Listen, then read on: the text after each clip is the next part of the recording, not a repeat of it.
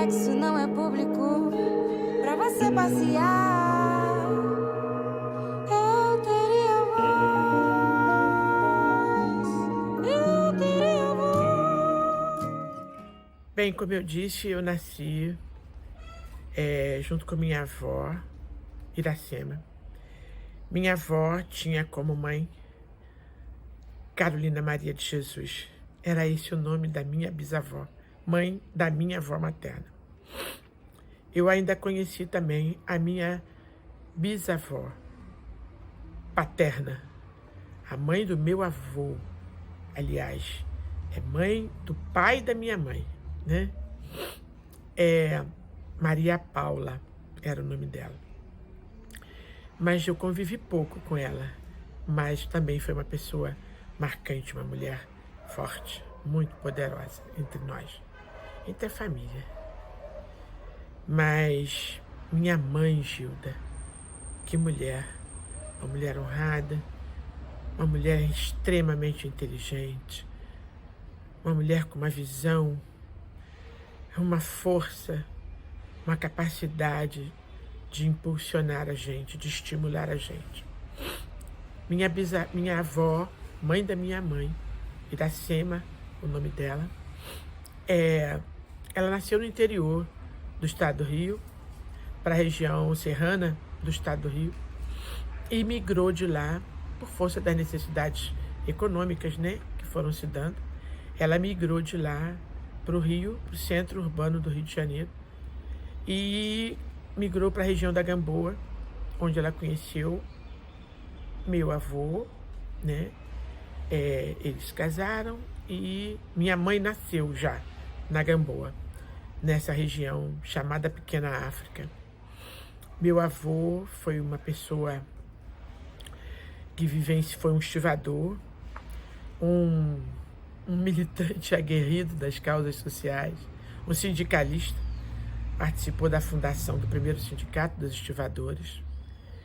Era um homem que transitou, né, por essas formações das escolas de samba do Rio de Janeiro, né, das principais, mais antigas, né, porque a cultura preta era algo muito forte, muito importante nos tempos de juventude dele. E depois de algum tempo eles migraram para cá, para o subúrbio, porque foi uma condição também que a cidade foi impondo ao povo preto, né? Sair do centro do Rio de Janeiro, do centro econômico, do centro administrativo do Rio, né? E as pessoas pretas tinham que migrar. E minha família migrou para essa região onde nós moramos, um subúrbio do Rio de Janeiro. E aqui eu nasci. Essas mulheres que eu cito, minha mãe, minha avó, foram extremamente importantes para a manutenção da nossa família. Em algum tempo, meu pai veio a falecer e eu tenho certeza que sem minha avó, talvez nossa família não tivesse tido forças para sobreviver à dor. A forma de luta das mulheres pretas é a forma de agregar sua família, a forma de preservar nossos valores, preservar nossa cultura. É algo muito importante. Eu fui alfabetizada pela minha avó Iracema, me ensinou a ler e escrever, me ensinou a todas as operações, me ensinou a raciocinar do ponto de vista lógico, né, dessas questões da ciência, aqui nesse quintal, no formato do que a gente chama a tradição oral. Minha avó nunca colocou um quadro, não dispunha de giz, nada disso. Ela dialogava comigo e nas coisas que ia fazendo. Minha avó não concluiu nem mesmo o ensino fundamental, mas ela não passou da terceira série primária, mas ela lia diariamente um jornal de grande circulação, na época da minha infância, que era o Jornal do Brasil, e aí, às sextas-feiras ela também lia o Jornal do Comércio. E ela queria sempre estar informada das coisas, estar sabendo das coisas. E ela dizia que isso era muito importante, saber, ter o conhecimento, conhecer as coisas, aprender as coisas. E isso se dava de uma maneira muito tranquila, não havia castigo, não. Não era uma relação de castigo e recompensa, não. Era uma relação de troca. Ela mesma dizia que também eu ensinava coisas a ela. É bem assim mesmo, né? Como alguns idiomas africanos e alguns indígenas também, onde o verbo ensinar e o verbo aprender é o mesmo verbo. Entre o povo preto é isso. O mais velho ensina algo que ele já tem saber para o mais novo. E o mais novo, com a sua juventude, pergunta, estimula e também ensina alguma coisa ao mais velho. E é uma troca constante de vida, de energia. Tenho lembranças muito grandes da minha avó. Foram os primeiros olhos que eu vi, né?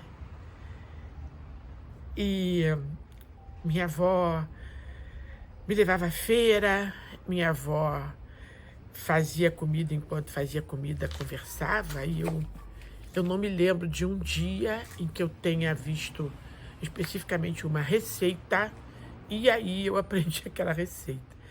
Existem diversas coisas que eu sei cozinhar, que eu sei fazer, porque eu aprendi com a vovó. Bordar, eu aprendi com a vovó. Costurar, eu aprendi com a mamãe. Mamãe costurava e eu estava ali e faz alguma coisa da boneca, me ajuda aqui, segura aqui. Ah, isso é assim. Então, uma maneira de ensinar, que na verdade é uma maneira de trocar. Não é uma maneira em que o mais velho se sente soberano sobre o mais novo, né? O mais velho sabe, e aí ele compartilha com o mais novo. E aí o mais novo absorve, simplesmente assim, absorve. E com o passar do tempo, a gente detém todos esses saberes, né? E foi assim que foi passando a nossa vida. Nesse espaço, minha mãe e minha avó lutaram muito para que nós tivéssemos condição de estudar. Eu, minhas irmãs, pudéssemos estudar. Minha mãe se esforçou bravamente, mesmo não tendo mais o papai conosco, mas ela sempre me apoiou em todas as decisões que eu tomei com relação à minha formação.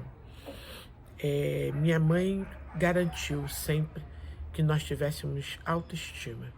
Eu agradeço a ela muito, a minha mãe e minha avó, por ter autoestima e por me valorizar e valorizar tudo que está relacionado conosco. Não somente a minha imagem, mas a minha cultura, as coisas que são meu pertencimento. Quando eu era muito pequena, minha mãe me vestia, me arrumava como uma bonequinha mesmo, toda bonita, e parecia que a gente ia a uma festa, né? E era para passear. Ai, vamos aonde? Mamãe me levava muito cedo à Confeitaria Colombo, que é um marco histórico, né, do High Society, desde os tempos imperiais, né? Não era um local originalmente frequentado por pessoas pretas, mas a minha mãe me levava, nós nos arrumávamos, íamos passear, e em algum momento chegávamos à Confeitaria Colombo e ela nos conduzia para a parte superior, um foyer, né, da confeitaria, enfim, e para fazermos um lanche. Esta questão do como usar talheres, como estar à mesa, saber que eu tinha o direito de estar ali. Eu tinha o direito, eu podia estar. Não havia diferença entre eu e mais ninguém. Então, essa maneira da minha mãe foi muito importante para a minha formação. Eu tento passar isso para os mais novos, dizendo sempre para eles podem tudo. eles têm direito a tudo. Tudo é possível, desde que a gente tenha empenho, boa vontade e as oportunidades, evidentemente. Minha mãe fazia as oportunidades acontecerem. Minha mãe e minha avó nunca nos ensinaram a desistir. Desistir é um verbo que a gente nunca aprendeu. Eu costumo dizer isso. Desistir é um verbo inexistente. Quando se nasce mulher preta, não se aprende. Eu nunca aprendi, pela minha mãe nem pela minha avó, a desistir, a acreditar que algo não era meu direito de alcançar. É óbvio que as dificuldades que a vida impõe são muitas e realmente às vezes nos cerceiam de alcançar algumas coisas, mas não que não vou alcançar porque eu não tenho direito. Isso não. Minha mãe e minha avó constituíram a força nessa família. Minha bisavó, Carolina Maria de Jesus, conforme contava minha avó, também era uma mulher que respondia pela organização de sua família. Lá no interior, minha avó contava. Meu bisavô trabalhava com vendas, né? Como viajante, ele produzia coisas e vendia. E pegava coisas de outras regiões, enfim. Era como que chamou-se uma época caixeiro, né? Viajante, mascate, enfim. Essa pessoa que faz venda de alguma coisa que produz de um lado para outro. Então ele estava sempre fora de casa, né? Saía. E apesar de haver uma diferença de idade grande entre ele e a minha bisavó, mas ele obedecia literalmente à esposa, a minha bisavó. Apesar de ela ser bem mais jovem do que ele, ela tinha o poder sobre a casa, sobre a família, sobre os filhos, sobre as decisões importantes da família eram tomadas a partir do que ela desejasse. Então, minha mãe contava que quando passava férias escolares, né? Minha mãe estudou no Colégio José Bonifácio, na Gamboa, que hoje é um museu, né? uma instituição cultural. E minha mãe estudou lá. E quando estava de férias, ficava no interior com a avó, mãe da minha avó Iracema, essa Carolina Maria de Jesus. E ela contava que a vovó Carolina, ela mesmo abatia os animais para alimento, né? Ela abatia, por exemplo, um porco, ela dava conta de limpar tudo, ela preparava linguiça, ela preparava pernil, ela preparava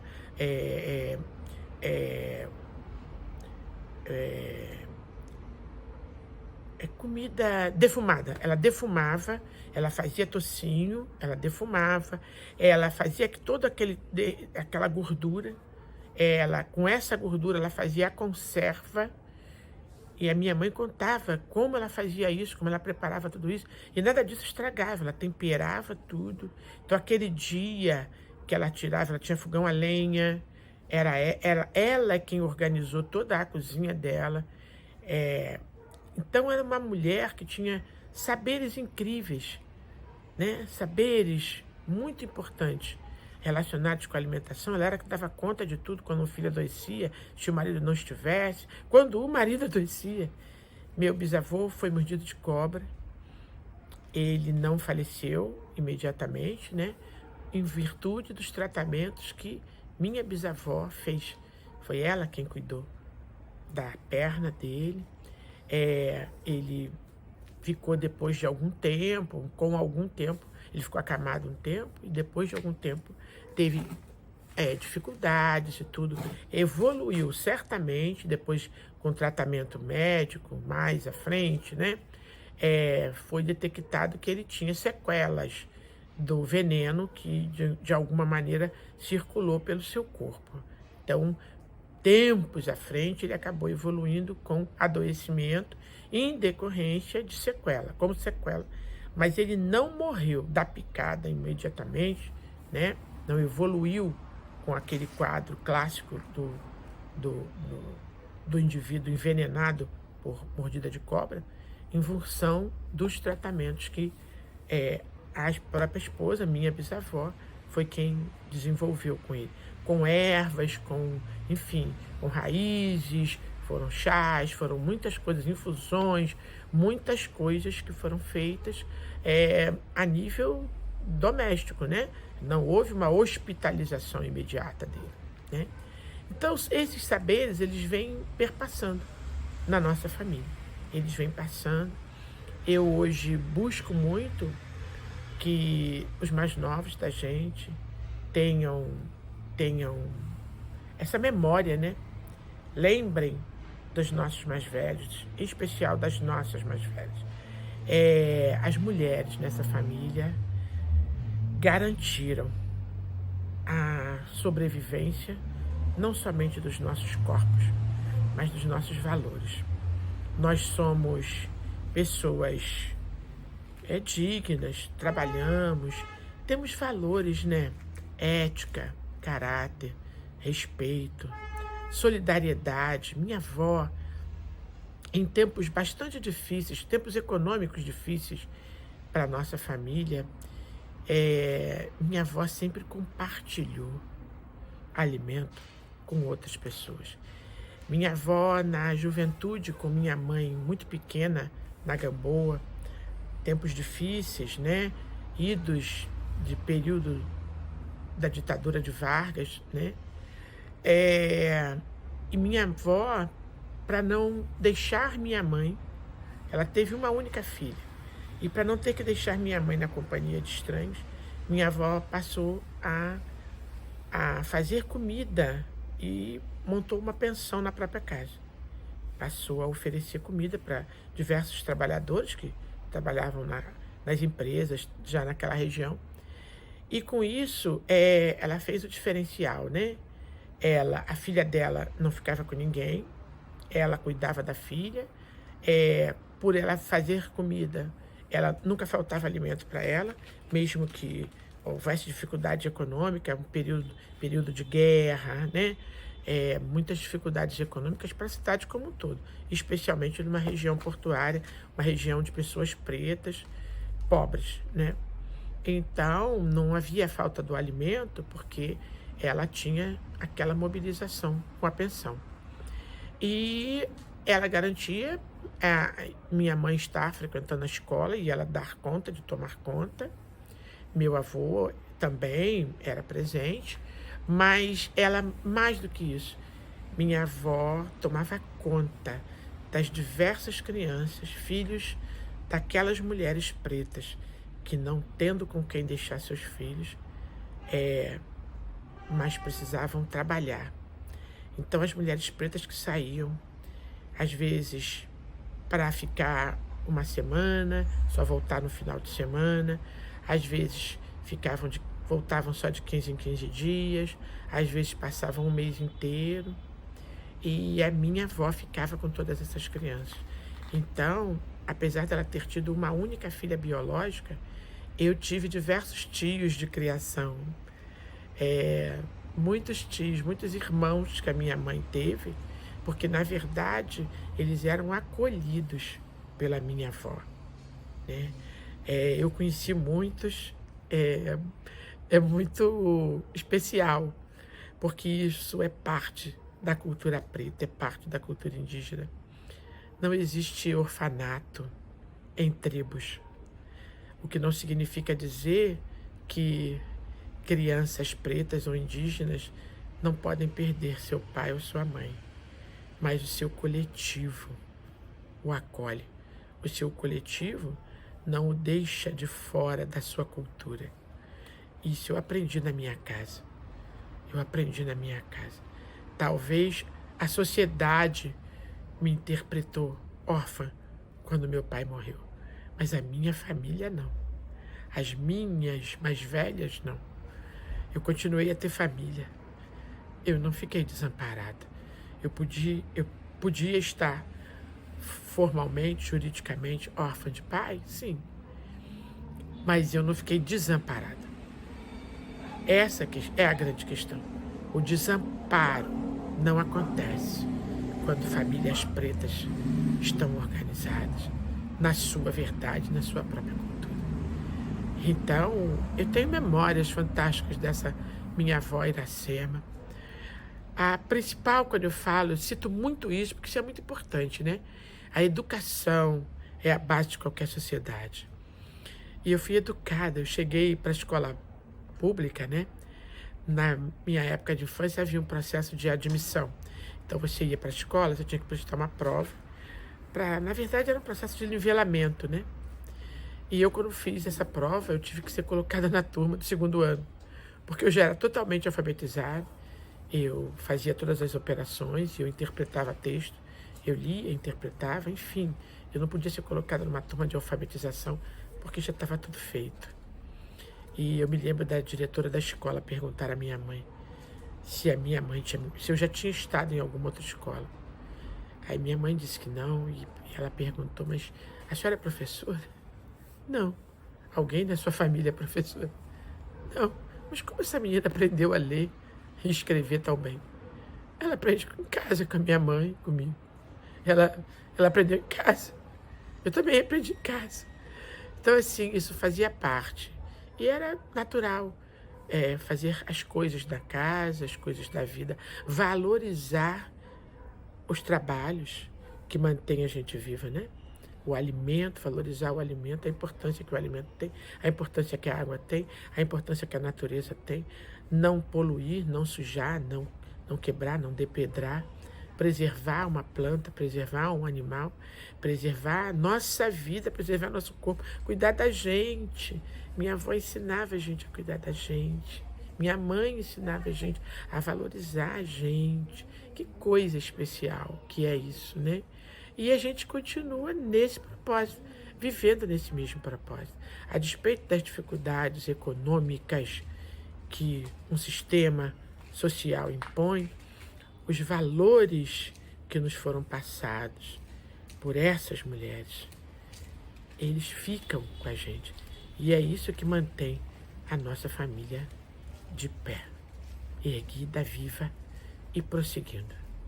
Nós vamos continuar sempre, porque elas nos ensinaram isso. Nós vamos continuar. É um dever das mais jovens serem felizes, porque elas nos ensinaram a isso, nos preservando nossos valores, ter felicidade, a despeito de como o mundo seja, de como o mundo esteja. Nós temos todo o direito de ser felizes e temos que fazer tudo por isso. Tem sido assim. Lembranças? Lembro da minha avó me ensinando como comer determinadas frutas, né? Como é para descascar, para poder comer. O tempo, estamos chegando no outono, é tempo da fruta tal. Então, aí na feira e localizar, porque aí não eram frutas todas que tinham no quintal, mas as que tinham no quintal também. Estamos chegando na estação tal, é tempo da fruta tal. Então, isso são saberes, isso é ciência, é agronomia. Maravilhoso descender dessas mulheres. Maravilhoso. Arte. Dia após dia eu levo a você minha alegria, meu riso, meu pranto e razão de viver. Levo a imagem que você nem crê, cheia de brilho, de sonho, de encanto, de graça e humor. Levo o canto e emoção. Ouço sim, digo não. Mostro um mundo real, feito na ilusão. Sou tua verdade e teu medo não diz. Medo da gente, da mente, do mundo e da própria razão.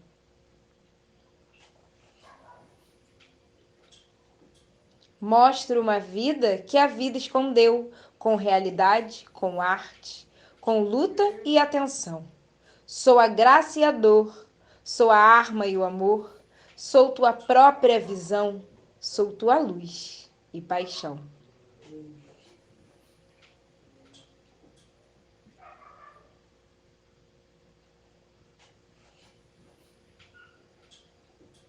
Sou resposta a você para a tua questão. Sou prazer em lutar e vencer, por que não?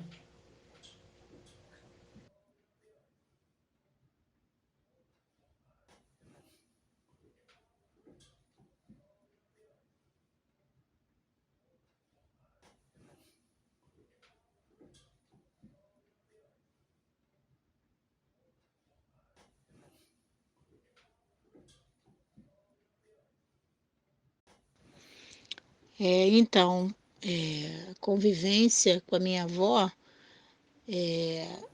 Iracema, mãe da minha mãe, foi muito gratificante, de muito ensinamento, de muito carinho, e muitas coisas eu me lembro, né, dela ter feito. Muitas coisas me tocaram muito, me fizeram repetir com os meus filhos o que ela fez comigo, né? Uma dessas coisas foi, ela falava muito de galinha e eu tirar o pintinho, né? E nós tínhamos algumas galinhas em casa e ela colocou uma galinha para chocar, né? A galinha, na realidade, entrou no período de choco. Ela colocou, eu lembro, 21 ovos e minha avó deixou num caixote com serragem e ficava nos fundos aqui da casa, não ficava onde estava o galinheiro, para poder eu ter oportunidade de acompanhar, né? Saber quantos dias ficariam. Então todo dia eu marcava um diazinho com um pedacinho de giz no caixote, para ir contando quantos dias já tinha se passado da galinha chocando, né? E com 21 dias já os pintinhos começaram a sair. Aí ela me mostrava já o ovo quebrado, depois eu vim olhar, aí já tinha um que já tinha saído do ovo, depois outro ainda estava molhadinho, né? Depois, com o aquecimento da mãe, ele ia secando aquela plumagem e já ficando mais espertinho. Então foi apesar de, às vezes, uma coisa até boba, né? Mas para mim foi muito gratificante, eu era bem pequena e eu tive a oportunidade de fazer isso com meus filhos. Quando eu tive a oportunidade de criar galinhas e eles já estavam crescidos, a galinha entrou no choco, fazer a mesma coisa e contar isso para eles, né? De quanto foi importante para mim. E eu quis que eles vissem, porque eles sabiam que existia pinto, sabia que a galinha precisava chocar para sair o pintinho, eles já sabiam pela idade que tinham. Mas nunca... eles já sabiam, mas nunca tinham visto de perto, né? Esse desenvolvimento, esse processo, né, de nascimento. E acho que foi uma coisa gratificante para eles também. Foi bem uma experiência boa, uma troca muito legal. Eu ter aprendido isso e ter passado para eles. Espero que um dia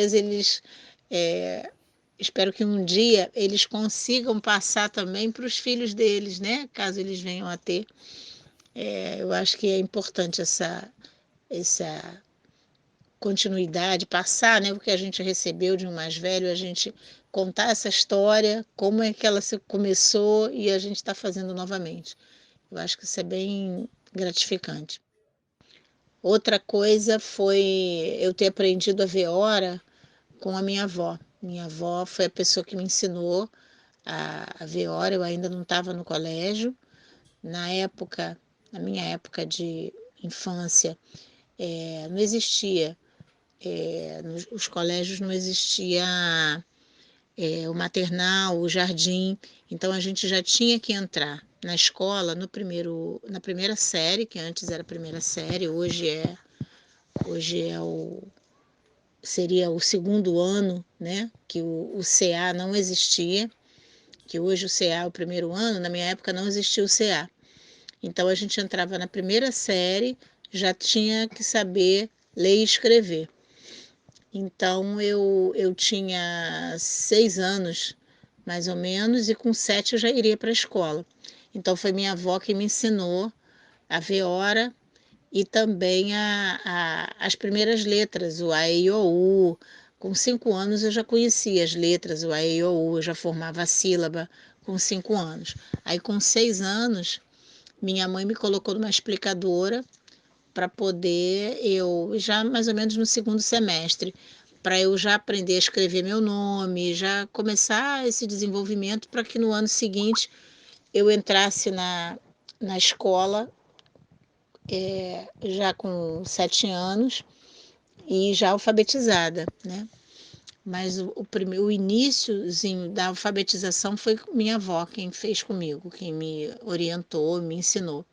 E a hora foi uma coisa que foi muito marcante, porque a gente tinha um relógio, um despertador antigo, né, um modelo antigo, e ela mexia os ponteiros, o ponteiro pequeno e o ponteiro grande, e ia me mostrando como marcavam a hora, como marcavam os segundos, e fazia um desenho no papel, marcando pauzinhos, com pauzinhos. Às vezes os ponteiros ela fazia uma cabecinha com um bracinho e tal, como se fosse um boneco, para que eu pudesse visualizar, né, aquela imagem e fixar melhor o aprendizado, né, da hora.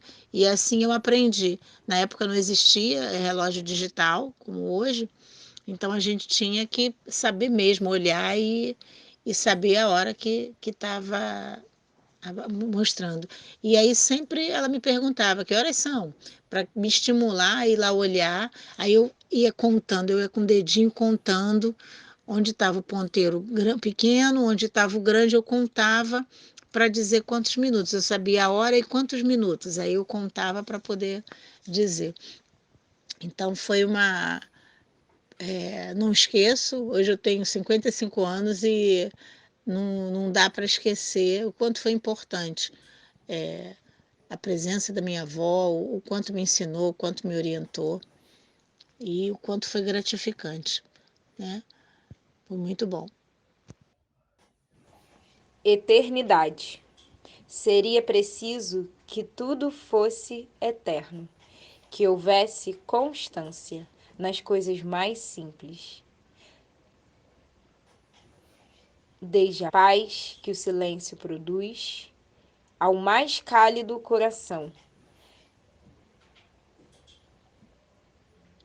até a luminescência que a mente produz em cada ser. Para que a cada sorriso estampado fosse visto a ânsia por viver e a necessidade tão frágil de amar e de se fazer amado.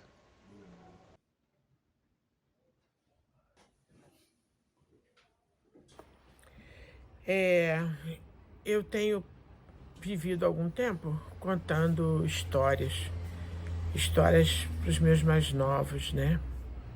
E sempre contando histórias dos nossos mais velhos. É uma maneira da gente preservar as nossas memórias, da gente preservar as nossas verdades, da gente preservar a nossa ancestralidade e da gente se continuar.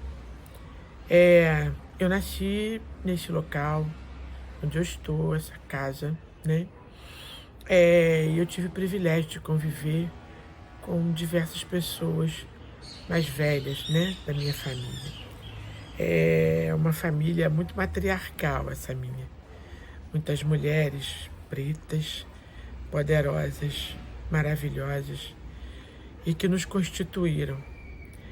Eu costumo dizer que essa família vem sobrevivendo por conta da força de todas essas mulheres. E eu não falo da família a partir do meu nascimento.